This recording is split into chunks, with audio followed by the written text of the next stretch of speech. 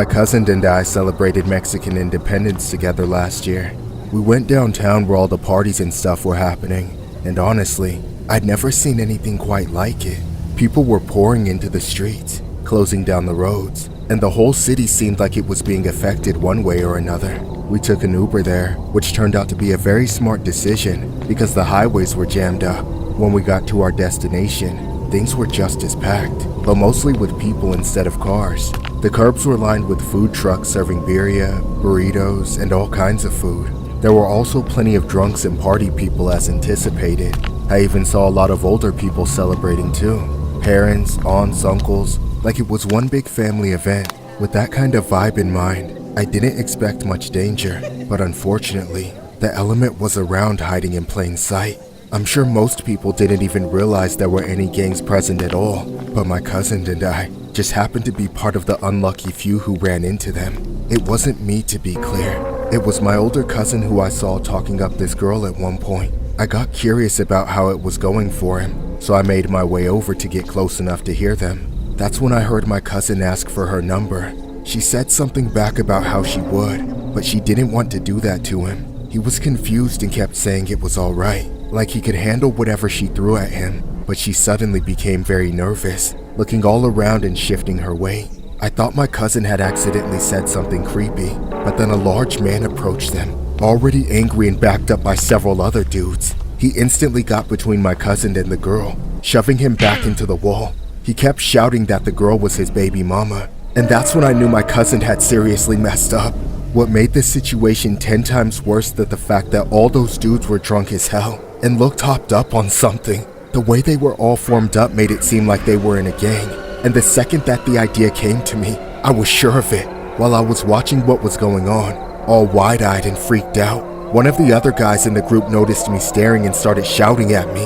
I didn't want to abandon my cousin in that situation, so I sheepishly made my way over to them, trying my best to communicate that I wasn't a threat. My cousin kept telling me to go away, but I just wanted to prove to those guys that he was alright and not some creep.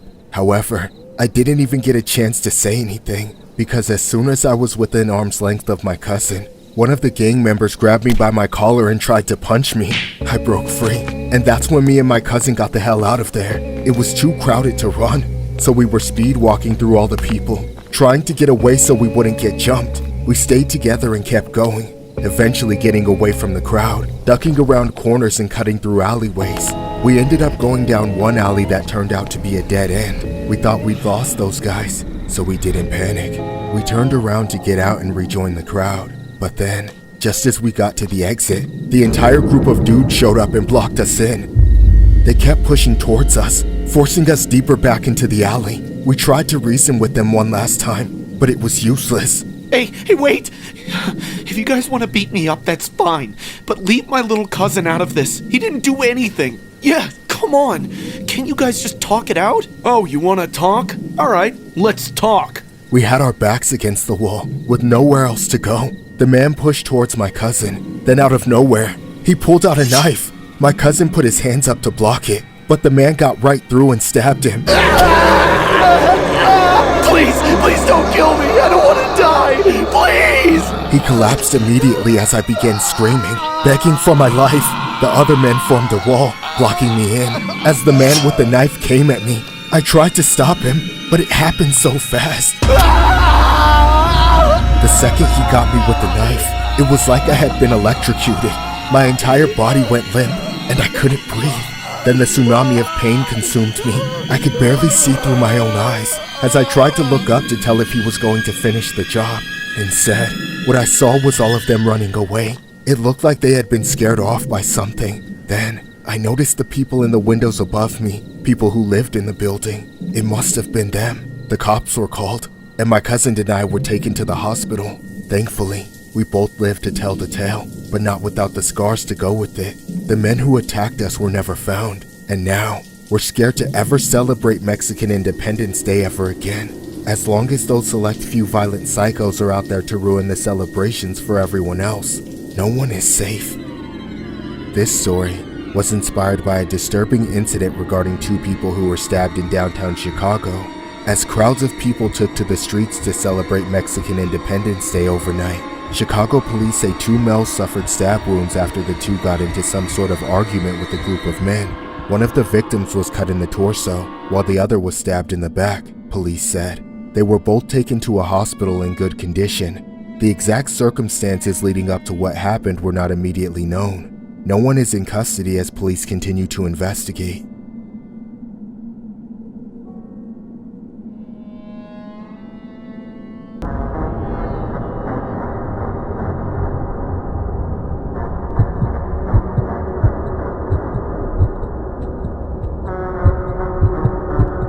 I went out with a group of my friends for Mexican Independence Day. We live in Chicago, so we didn't expect there to be a major celebration for it, but we were pleasantly surprised to hear there was a huge gathering in the streets around the South Loop. There were 4 of us, one guy driving, another guy in the passenger seat helping him find his way through the crowds, then me and my buddy Chris in the back seat.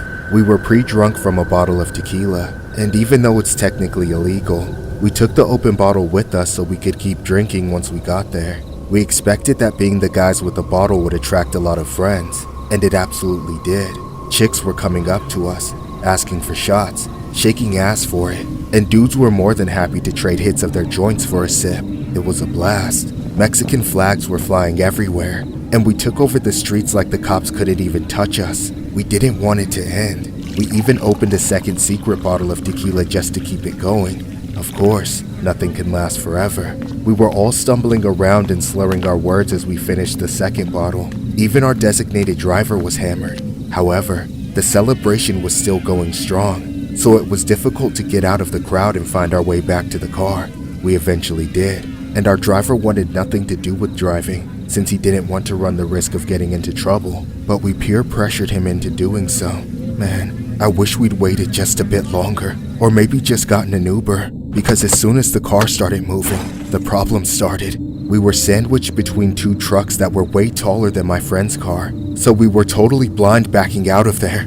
All he could do was try to go as slowly as possible, so that whoever was coming would have plenty of time to react. We thought that was the nice thing to do, but apparently other people disagreed. Just as I thought we were in the clear, we heard a huge thud from the back of the car.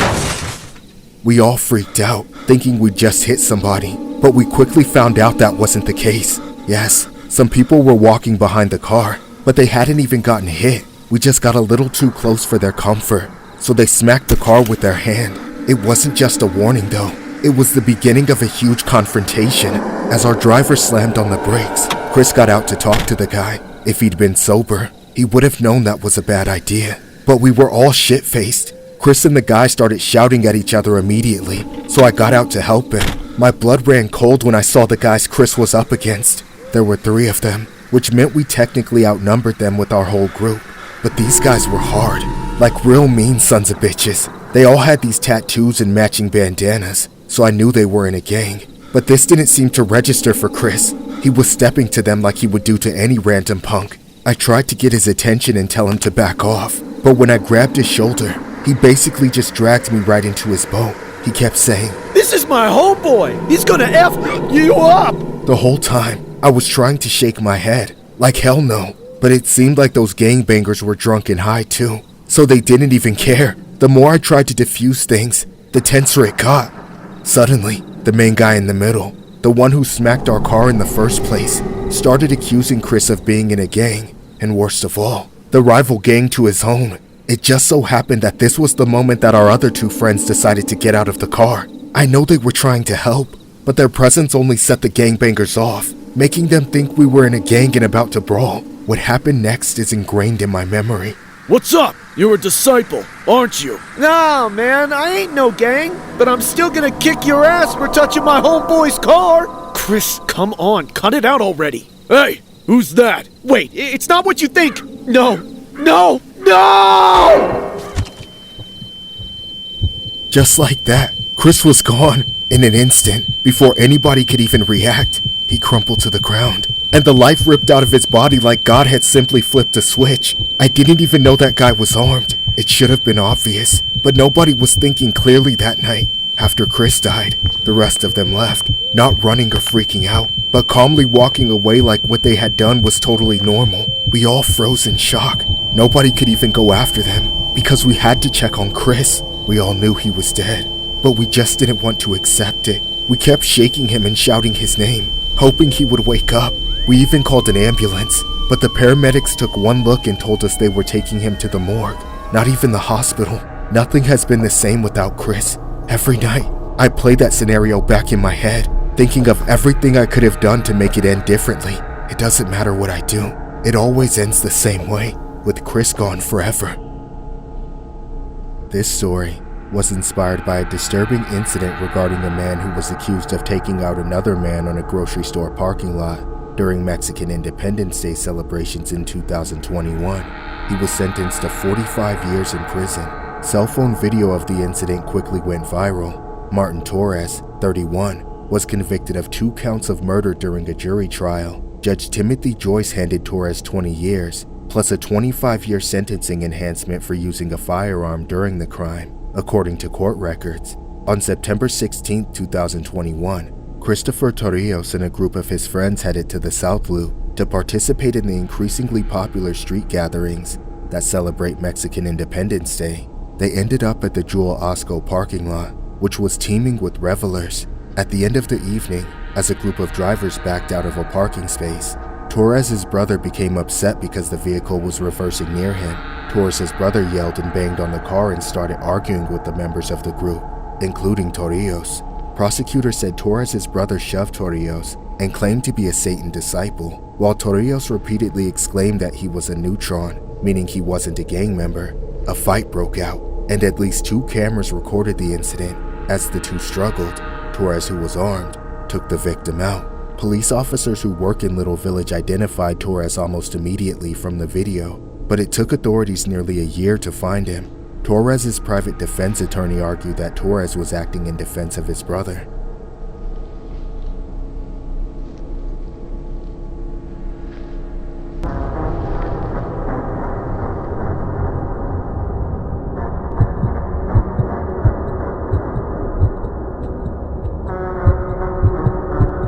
I live in Mexico City, and every year, we celebrate Independence Day with a huge festival in Plaza Garibaldi, near the center of town. I hadn't been to the plaza in years though, as it had started to become overrun with tourists.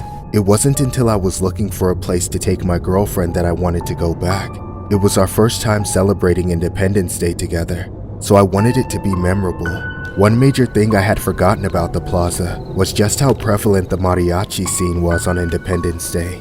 My girlfriend and I were wearing the colors, but other than that, we were basically in regular clothes. It seemed like everyone else was dressed up in some kind of traditional outfit, and more than half of the people there were dressed like maricheros. However, it wasn't like we weren't having fun. We waved the Mexican flag with hundreds, even thousands of people, cheering and dancing the mariachi music that was ringing out from every direction. There was delicious food to be found everywhere, but it felt like we might get lost among the sea of giant sombrero charros, those big fancy mariachi hats. Sometime close to sunset, I started to get overwhelmed. I remember trying to pull my girlfriend away from the crowd since there were a lot of drunks, ropers, and people that were too close for comfort. I struggled to find somewhere spacious though, and it was like we were just going in circles. Eventually, I bumped into this tall, angry guy wearing the full mariachi getup. He had the instrument case for a guitar too. As soon as I made eye contact, he started cussing me out. Hey, Holmes, watch where you're walking, fool! I didn't want to look like a wimp in front of my girlfriend, but I was seriously scared of this guy. He was bigger, and looked like he had been in a lot of fights before from the way he looked. At first, I tried to apologize for running into him, but I could tell he wasn't trying to listen to what I was saying. Out of nowhere, he shoved me, almost tripping me off balance. Just when I thought that guy was going to bash my skull in, 2 more guys dressed like mariachis came up and held him back. They were both carrying cases too, so they must have been in a band together. It still didn't look like they were going to convince him to not beat me senseless if I stuck around. So I caught my breath, scrambled to my feet. Then my girlfriend and I got the hell out of there while we had the chance. Honestly, I was distraught. It was such a humiliating moment. My girlfriend asked me if I wanted to go home, but as much as I felt like leaving, I didn't want to ruin the day for her. I wanted us to experience the rest of the night together, so I swallowed my shame and told her we were staying. Not long after that, we heard a sudden swell of mariachi music. It was being played all over the plaza.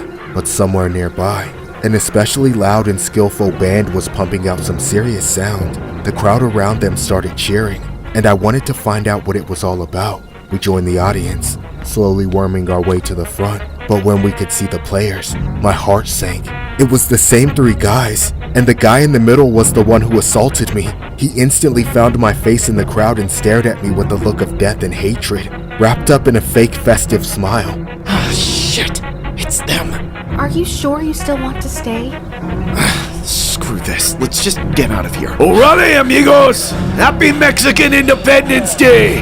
I hope you enjoyed the show, but now it's time to take out one puta and grind him up like the meat in a burrito. You! What the hell? Holy shit, holy shit. Oh, okay, let's get out of here, now!